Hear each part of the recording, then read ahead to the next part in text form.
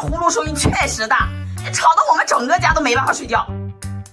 哎，你光打自己有什么用啊？咱有问题就解决问题，是不是？那实在不行，咱今天就得去医院。但是你每次睡觉把我踹醒，我是知道，我都烦了。哎，这打呼噜抑扬顿挫，跟打雷了一样。你说我不踹醒他，我根本就没办法睡觉。这有你们怎么那么嫌弃我呀？你光说我们嫌弃你，你自己有没有想过，万一你哪天睡觉打呼噜，把自己憋得醒不过来了怎么办？这个家怎么办？还有一点啊，你的打呼噜声音确实大，这吵得我们整个家都没办法睡觉。哎，你光打自己有什么用啊？咱有问题就解决问题，是不是？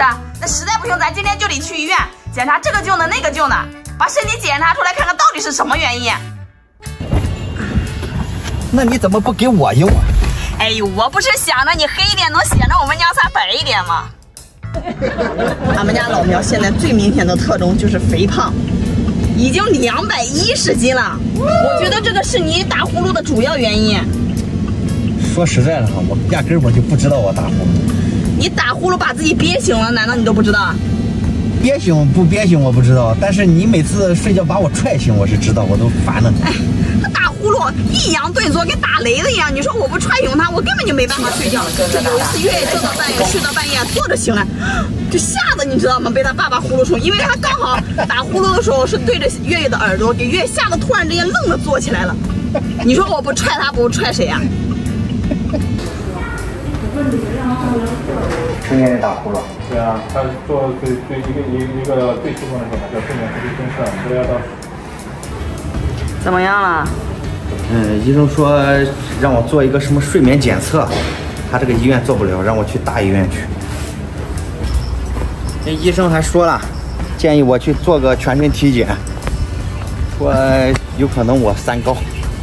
三高啊？对，我说我这么年轻就有三高了吗？我觉得人家医生说的很有道理，你现在去体个检是很有必要的。我觉得咱家老苗当务之急就是减肥，我所有的病因都是因为他的肥胖引起的。既然决定要减肥了，那就最后再来放纵一次了。又是最后再来放纵一次。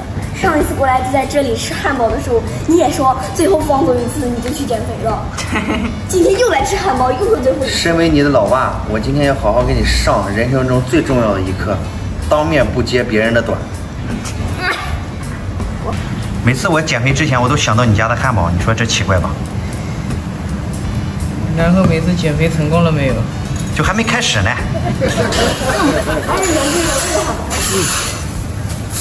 好热。行了，老铁们，今天视频就到这里了，我们吃汉堡了，来跟大家拜拜，拜拜。